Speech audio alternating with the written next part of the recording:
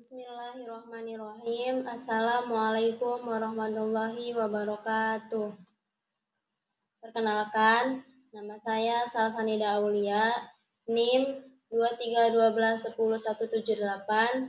Saya kelas 4I 4E. Video ini saya buat untuk memenuhi tugas mata kuliah pengembangan kurikulum yang diampu oleh Ibu dosen Dr. Hernalis MPD. Dalam video kali ini saya akan menjelaskan tentang hakikat kurikulum, pengembangan kurikulum, dan pembelajaran.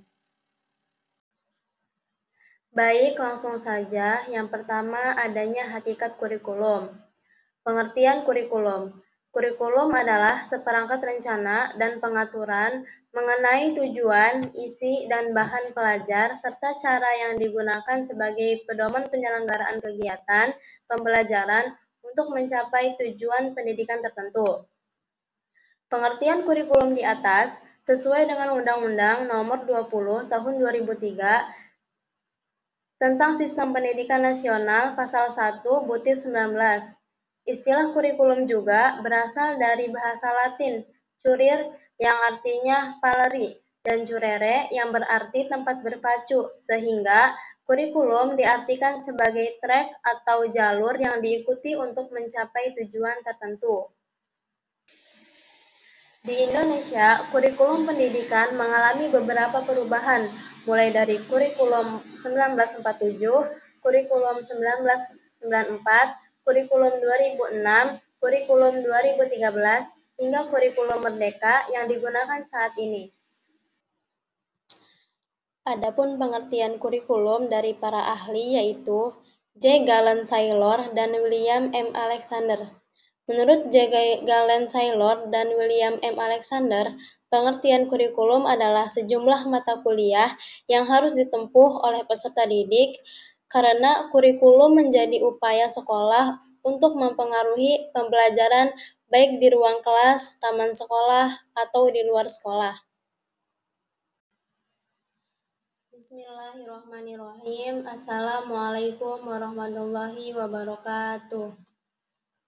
Perkenalkan, nama saya Salsanida Aulia, NIM 23121178. Saya kelas 4I 4E. Video ini saya buat untuk memenuhi tugas mata kuliah pengembangan kurikulum yang diampu oleh Ibu dosen Dr. Hernalis MPD. Dalam video kali ini saya akan menjelaskan tentang hakikat kurikulum, pengembangan kurikulum, dan pembelajaran. Kemudian, peran kurikulum. Secara umum, kurikulum berperan untuk mencapai tujuan pendidikan, khususnya pendidikan nasional. Berikut adalah 3 peran penting kurikulum yang perlu diketahui. Yang pertama, adanya peran konservatif. Peran ini bertujuan untuk melestarikan nilai budaya yang merupakan warisan masa lalu kepada generasi muda yang hidup hari ini. Hal ini dilatar belakangi oleh kemajuan pengetahuan dan teknologi yang bergerak cepat dan sangat mungkin budaya asing masuk untuk menggoroti budaya lokal yang sebelumnya sudah tertanam. Melalui sekolah atau lembaga pendidikan, kurikulum berperan dalam mewariskan nilai-nilai dan budaya masyarakat kepada siswa. Siswa diajarkan untuk memahami dan menyadari norma-norma dan pandangan hidup masyarakat, sehingga ketika mereka kembali ke masyarakat, mereka dapat menjunjung tinggi dan berperilaku sesuai dengan norma-norma tersebut. Pengajaran tersebut pun menjadi salah satu tugas dan tanggung jawab sekolah. Dengan peran konservatif, kurikulum dapat berperan dalam menangkal berbagai pengaruh yang dapat merusak nilai-nilai luhur, sehingga keajengan sosial dan identitas masyarakat akan tetap terpelihara dengan baik. Peran konservatif ini juga dapat digunakan untuk mentransmisikan nilai-nilai warisan budaya yang dianggap masih relevan dengan masa kini kepada generasi muda. Yang kedua, adanya peran kreatif. Sekolah bertanggung jawab untuk mengembangkan hal-hal baru sesuai dengan perkembangan zaman. Oleh karena itu, kurikulum yang merupakan bagian dari sistem pendidikan memiliki peran kreatif. Artinya, kurikulum diharapkan mampu menjawab tantangan yang ada sesuai dengan perkembangan dan kebutuhan masyarakat. Kurikulum haruslah membuat hal-hal kreatif sehingga siswa juga lebih mudah dalam mengembangkan potensi yang ada dalam diri mereka. Jika kurikulum tidak mengandung unsur-unsur yang kreatif, maka sistem pendidikan akan tertinggal. Apa yang diberikan oleh sekolah pun akhirnya kurang bermakna dan menjadi tidak relevan dengan kebutuhan dan tuntunan sosial di masa saat ini. Yang ketiga, adanya peran kritis dan evaluatif. Kurikulum berperan untuk menyeleksi nilai dan budaya mana yang perlu dipertahankan, serta budaya baru seperti apa yang perlu dimiliki oleh siswa. Tidak setiap nilai dan budaya warisan harus terus dipertahankan. Hal ini karena tidak semua nilai dan budaya sesuai dengan tuntunan perkembangan masyarakat. Kurikulum harus mampu mengevaluasi segala sesuatu yang masuk dan memilih hak-hak yang dianggap bermanfaat untuk kehidupan siswa. Kemudian adanya tujuan kurikulum. Tujuan kurikulum untuk meratakan pendidikan dalam negara, membimbing serta mendidik siswa agar menjadi pribadi yang cerdas, berpengetahuan tinggi, kreatif, inovatif, bertanggung jawab, dan siap masuk dalam kehidupan bermasyarakat. Adapun beberapa tujuan dari kurikulum pembelajaran adalah sebagai berikut. Yang pertama, menentukan tujuan pendidikan. Tujuan pertama kurikulum adalah membantu dalam menetapkan tujuan-tujuan pendidikan yang ingin dicapai oleh lembaga pendidikan. Tujuan ini mencakup pengetahuan, keterampilan, sikap, dan nilai-nilai yang diharapkan sehingga siswa dapat mengembangkannya. Maka dari itu, perlu adanya penentuan dalam tujuan pendidikan. Yang kedua, memfasilitasi pemahaman dan penguasaan materi. Tujuan kedua ini, kurikulum pembelajaran bertujuan untuk menyampaikan materi pembelajaran yang relevan dan penting agar siswa memahami konsep dan informasi yang diajarkan. Maka dari itu, hal ini melibatkan pengaturan rencana pembelajaran, pemilihan sumber daya, dan metode pengajaran yang efektif. Yang ketiga, membangun keterampilan siswa. Tujuan ketiga kurikulum pembelajaran adalah berfokus pada pengembangan keterampilan siswa, baik keterampilan akademik maupun keterampilan hidup. Keterampilan akademik meliputi membaca, menulis, berhitung, berpikir kritis, dan berkomunikasi. Yang keempat, mengembangkan siswa dan nilai-nilai. Tujuan keempat kurikulum pembelajaran adalah untuk membentuk sikap positif dan mengembangkan nilai-nilai yang diinginkan dalam siswa, seperti integritas, kerjasama, tanggung jawab, toleransi, dan menghargai keberagaman. Kemudian yang kelima, memahami kebutuhan dan minta siswa. Tujuan kelima kurikulum pembelajaran adalah dengan memahami kebutuhan, minat, dan perkembangan individu siswa. Hal ini mencakup pendekatan diferensiasi untuk memastikan bahwa semua siswa dapat belajar secara efektif. Yang terakhir, menyiapkan siswa untuk kehidupan dan karir. Tujuan keenam kurikulum pembelajaran adalah dengan memberikan landasan yang kokoh bagi siswa untuk menghadapi tantangan kehidupan dan mempersiapkan mereka untuk karir di masa depan. Kemudian, adanya fungsi kurikulum. Fungsi kurikulum dalam pendidikan adalah untuk meninjau kembali tujuan yang selama ini telah digunakan oleh sekolah maupun instansi pendidikan yang saling berkaitan. Oleh karena itu, fungsi kurikulum dalam pendidikan juga terkait untuk guru, siswa, kepala sekolah, pengawas, orang tua, dan masyarakat. Berikut adalah penjelasannya. Yang pertama, fungsi kurikulum bagi guru. Kurikulum berfungsi sebagai pedoman dalam pelaksanaan proses pembelajaran.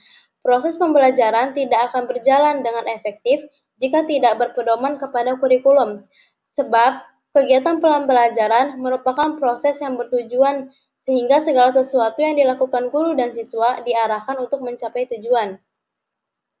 Yang kedua, fungsi kurikulum bagi sekolah.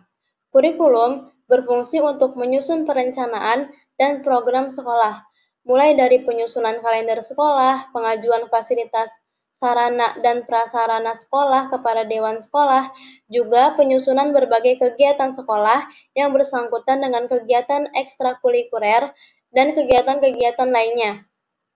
Penyusunan hal-hal tersebut haruslah didasarkan pada kurikulum.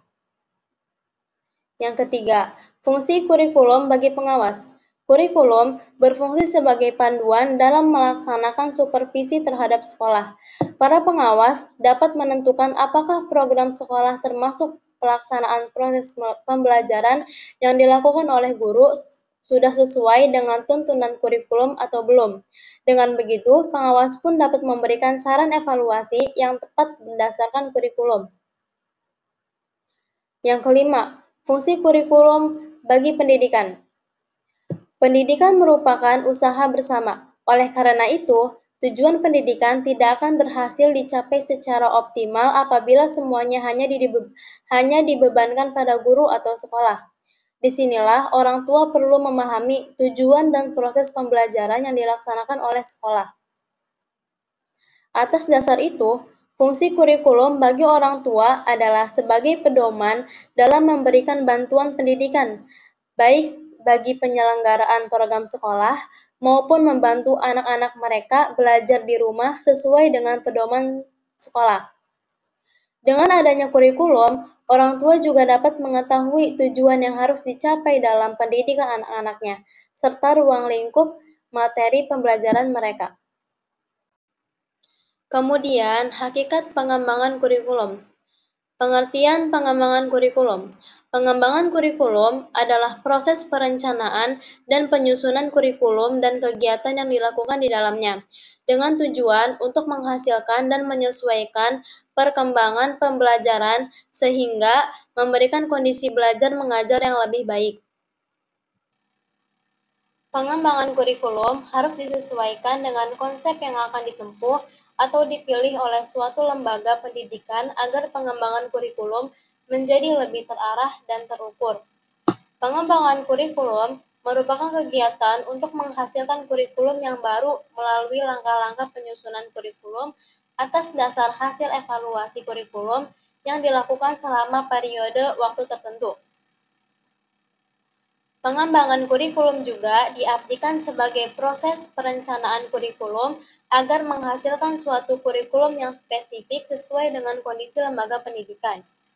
Proses pengembangan kurikulum berhubungan dengan seleksi perorganisasian berbagai komponen situasi belajar mengajar, seperti penetapan belajar untuk memudahkan proses belajar mengajar. Pengembangan kurikulum juga perencanaan kesempatan-kesempatan belajar yang dimaksudkan untuk membawa siswa ke arah perubahan-perubahan yang diinginkan dan menilai hingga mana perubahan-perubahan itu terjadi pada diri siswa. Adapun definisi pengertian pengembangan kurikulum dari sumber buku dan referensi, yaitu menurut Ahmad DKK, pengembangan kurikulum adalah suatu proses merencanakan menghasilkan suatu alat yang lebih baik dengan didasarkan dengan hasil penilaian terhadap kurikulum yang telah berlaku, sehingga dapat memberikan kondisi belajar mengajar yang lebih baik. Kemudian, tujuan pengembangan kurikulum. Adapun tujuan dari pengembangan kurikulum antara lain, yang pertama adanya rekonstruksi kurikulum sebelumnya. Rekonstruksi kurikulum sebelumnya dimaksudkan untuk memperbaiki kekurangan dari kurikulum sebelumnya. Sebagai dasar penyelenggaraan pendidikan, kurikulum haruslah disesuaikan dengan perkembangan zaman.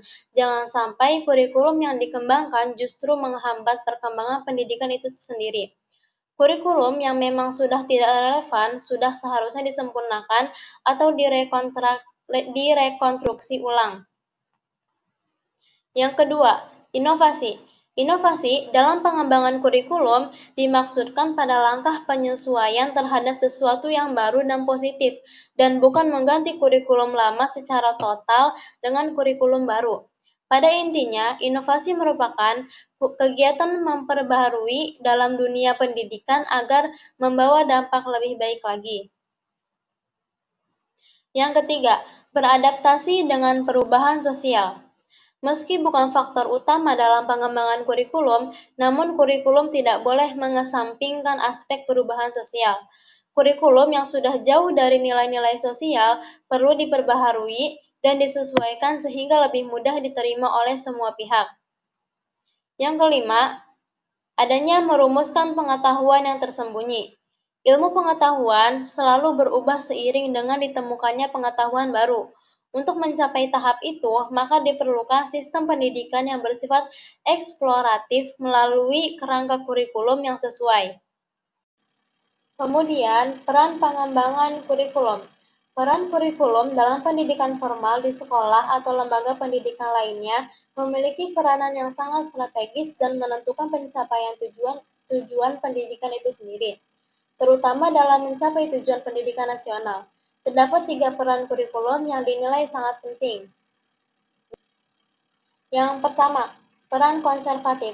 Peran konservatif kurikulum adalah melestarikan berbagai nilai budaya yang merupakan warisan masa lalu kepada generasi muda. Hal ini dikaitkan dengan era globalisasi akibat kemajuan ilmu pengetahuan dan teknologi yang memungkinkan mudahnya pengaruh budaya asing atau menggeroti budaya lokal.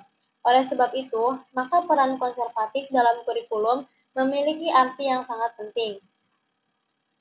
Melalui sekolah, sebagai suatu lembaga pendidikan, kurikulum memiliki peran untuk mewariskan nilai-nilai dan budaya masyarakat kepada generasi muda, yakni siswa.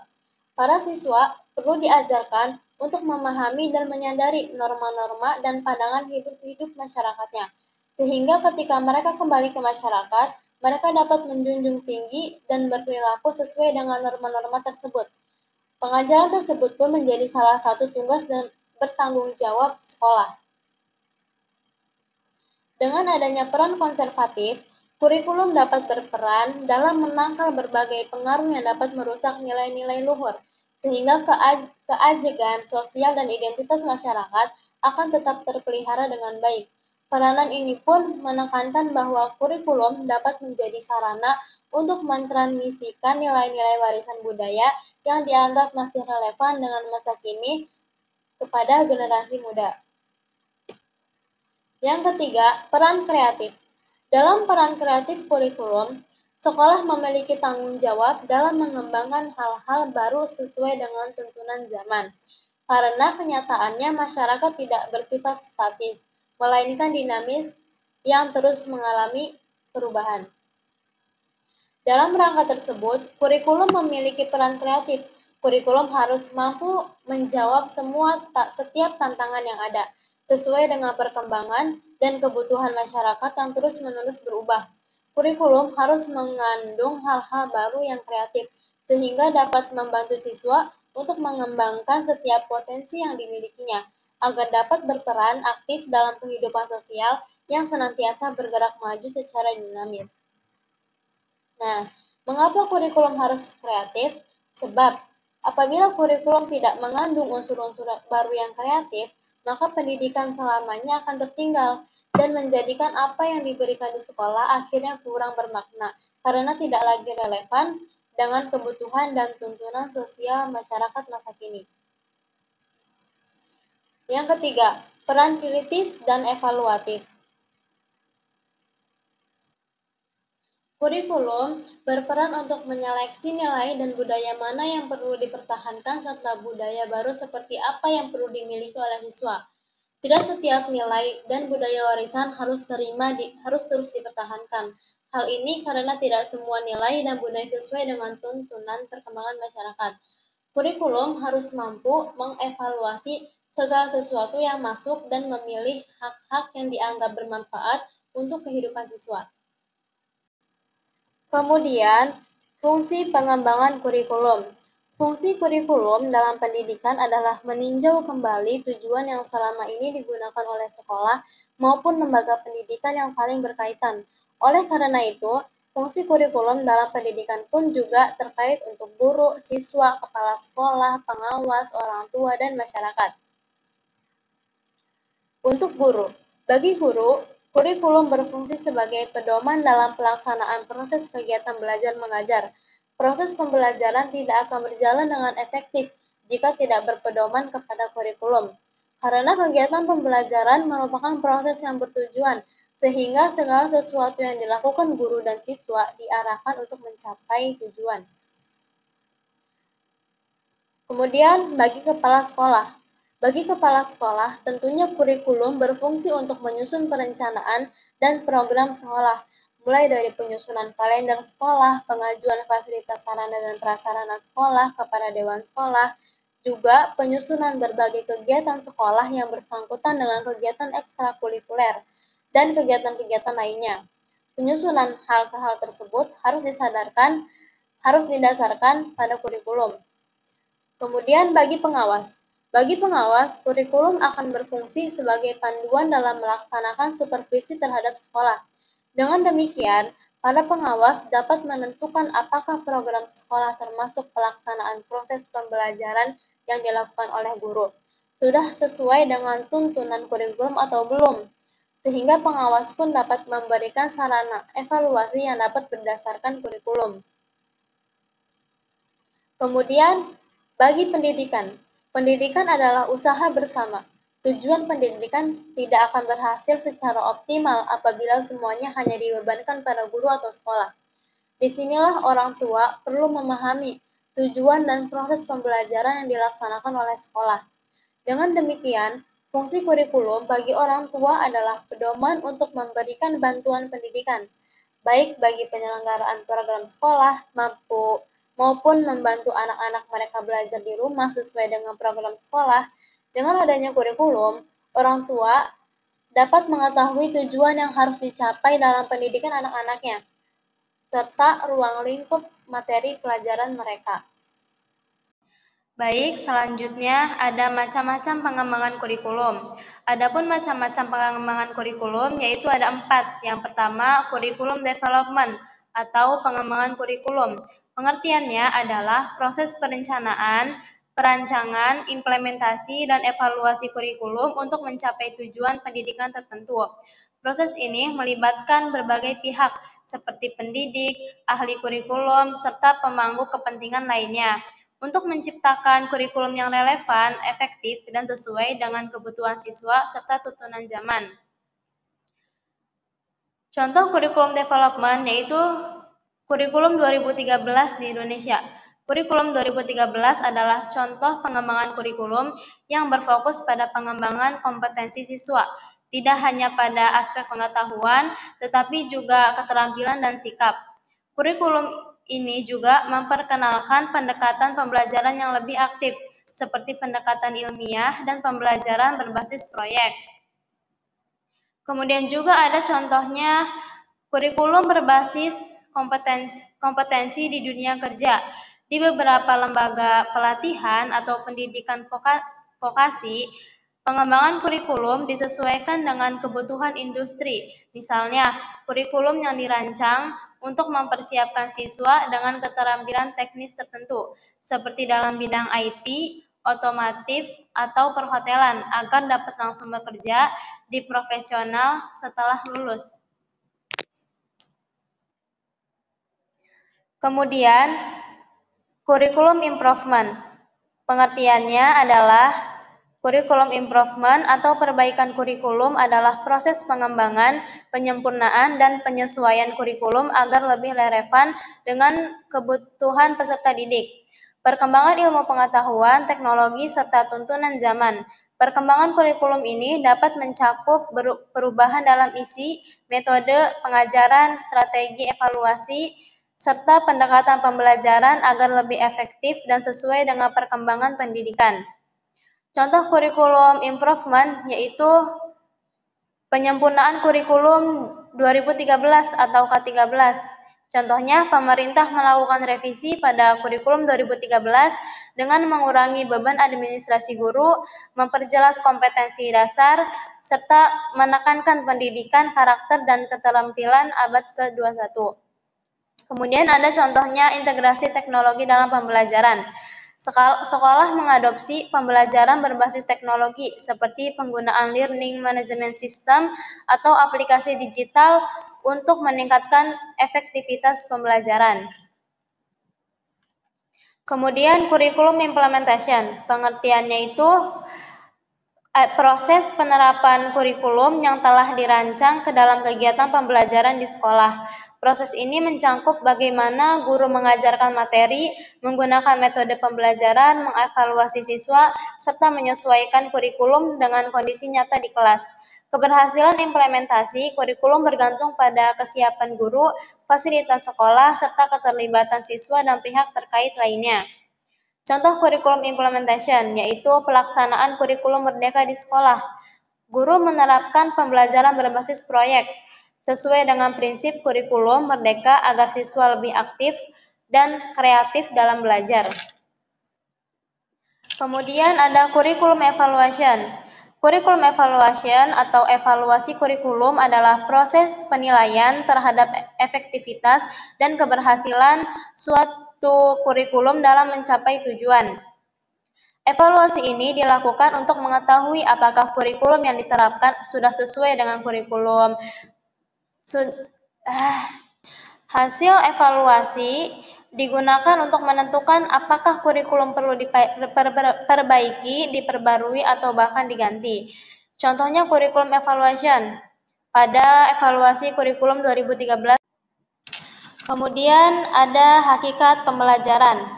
Pengertian pembelajaran. Pembelajaran adalah kata yang tentu sudah tidak asing di kalangan masyarakat Indonesia. Namun, sudahkah kamu mengetahui pengertian pembelajaran? Pembelajaran adalah aktivitas yang diberikan oleh tenaga pendidik kepada peserta didik agar terjadi proses transfer ilmu dan pengetahuan.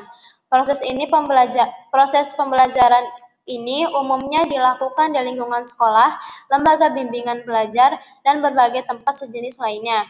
Selain untuk transfer ilmu, dalam kegiatan pembelajaran juga terjadi proses pembentukan sikap yang tentunya bermanfaat untuk kehidupan para peserta didik. Dengan melakukan pembelajaran, maka peserta didik dapat memperoleh ilmu dan wawasan agar lebih memahami proses pembelajaran. Nah, pengertian pembelajaran adalah suatu proses belajar mengajar yang diciptakan oleh guru untuk menumbuhkan sekaligus mengembangkan wawasan, kreativitas, dan pola pikir siswa tentang suatu ilmu pengetahuan. Menurut Kamus Besar Bahasa Indonesia, pembelajaran adalah proses, cara menjadikan orang atau makhluk hidup belajar. Kemudian adanya tujuan pembelajaran. Tujuan pembelajaran adalah deskripsi pencapaian kompetensi yang mencakup pengetahuan sikap dan keterampilan yang didapatkan murid dalam kegiatan pembelajaran. Adapun tujuan pembelajaran dibuat secara terstruktur sesuai urutan pembelajaran yang menjadi persyaratan untuk meraih capaian pembelajaran atau CP. Berikut adalah beberapa aspek tujuan pembelajaran yang perlu kita ketahui. Yang pertama, adanya kompetensi, yang kedua, konten, dan yang ketiga, variasi. Kemudian adanya ruang lingkup pembelajaran.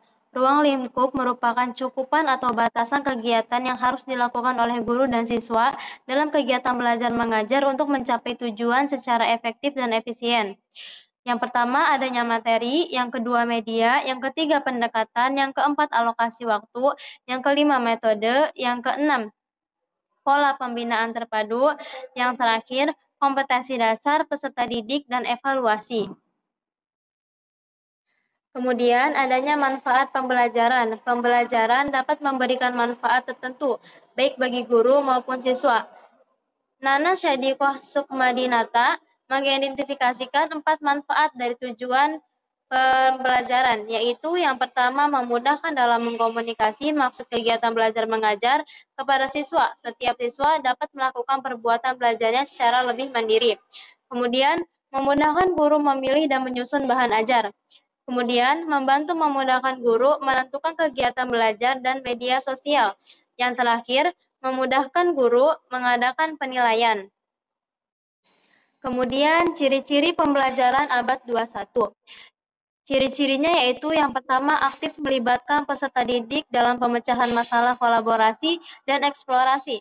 Yang kedua, adanya mengembangkan keterampilan esensial untuk masa depan. Yang ketiga, fleksibel, termasuk pembelajaran online dan binline. Kemudian adanya beragam sumber belajar, termasuk sumber digital dan dunia nyata. Kemudian adanya ditekankan dan diperluas kolaborasi, termasuk kolaborasi global. Kemudian disesuaikan dengan kebutuhan individual. Kemudian adanya mengedepankan sikap saling menghormati dan dialog terbuka dengan komunitas. Kemudian menanamkan nilai integritas di tengah keberagaman bangsa dan budaya. Dan yang terakhir, memusatkan pembelajaran pada peserta didik. Kemudian, keterampilan yang harus dimiliki peserta didik pada pembelajaran abad 21 yaitu adanya critical thinking and problem solving. Critical thinking atau berpikir kritis dalam pembelajaran abad 21 berarti mengembangkan kemampuan siswa untuk menganalisis informasi dengan cermat, berpikir secara logis, dan membuat keputusan yang berdasarkan bukti dan alasan. Dan sedangkan problem solving atau pemecahan masalah berarti mengajarkan siswa bagaimana menghadapi dan menyelesaikan tantangan atau masalah yang mereka temui dalam kehidupan sehari-hari. Dalam pembelajaran abad 21, masalah yang dihadapi seringkali kompleks dan memerlukan kreativitas serta pendekatan yang inovatif. Kemudian yang kedua adanya creativity. Dalam pembelajaran abad 21, kreativitas merujuk pada kemampuan untuk menghasilkan ide-ide baru, orisinal, dan inovatif dalam menyelesaikan masalah atau menciptakan sesuatu yang bernilai. Kemudian yang ketiga, collaboration. Dalam konteks pembelajaran abad 21, kolaborasi merujuk pada kemampuan siswa untuk bekerja sama dalam kelompok, saling berbagi pengetahuan, ide, dan keterampilan untuk mencapai tujuan bersama. Kemudian, communication. Dalam pembelajaran abad 21, komunikasi merujuk pada kemampuan siswa untuk menyampaikan ide, informasi, dan pemikiran mereka secara efektif kepada orang lain, baik secara lisan, tulisan, maupun melalui media digital. Kemudian adanya kurikulum ideal dan aktual. Pengertian kurikulum. Kurikulum ideal adalah kurikulum yang dirancang untuk memenuhi kebutuhan dan perkembangan siswa secara optimal. Kurikulum ini mencakup berbagai aspek pembelajaran yang mendukung pengembangan pengetahuan, keterampilan, serta sikap yang seimbang dan menyeluruh. Kurikulum ideal juga mempertimbangkan konteks sosial, budaya, dan teknologi, dan memastikan bahwa siswa siap menghadapi tantangan masa depan. Kemudian contoh kurikulum ideal, yang pertama kurikulum pendidikan karakter, kurikulum berbasis teknologi, dan yang terakhir kurikulum interdisipliner. Nah, kurikulum ideal harus dinamis dan terus-menerus diperbarui untuk memenuhi perkembangan kebutuhan pendidikan yang relevan dengan zaman. Kemudian adanya pengertian kurikulum aktual. Kurikulum aktual adalah kurikulum yang diterapkan di sekolah atau lembaga pendidikan pada saat tertentu, yang mencerminkan kondisi nyata dan kebutuhan pendidikan di lapangan. Kurikulum ini seringkali disesuaikan dengan kebijakan pemerintah, kondisi sosial, budaya, serta sumber daya yang tersedia di sekolah. Kurikulum aktual berbeda dengan kurikulum ideal yang lebih bersifat konseptual dan teoritas. Kurikulum aktual lebih memperhatikan keterbatasan dan realitas yang ada di lapangan. Kemudian, contoh kurikulum aktual. Yang pertama, kurikulum 2013 atau K13 di Indonesia. Yang kedua, kurikulum berbasis kompetensi atau KBK. Dan yang terakhir, kurikulum berbasis kompetensi atau KBK. Nah, kurikulum aktual seringkali merupakan implementasi yang lebih praktis dan terpaksa beradaptasi dengan berbagai tantangan yang ada di dunia nyata. Kemudian adanya hidden curriculum. Pengertian hidden curriculum. Istilah hidden curriculum terdiri dari dua kata, yaitu hidden dan curriculum. Secara etimologi, kata hidden berasal dari bahasa Inggris, yaitu hide yang berarti tersembunyi atau terselubung. Sedangkan istilah kurikulum sendiri, sebagaimana telah disebutkan di atas, berarti suatu rencana, suatu program yang diharapkan, atau tentang kebutuhan yang diperlukan selama studi berlangsung.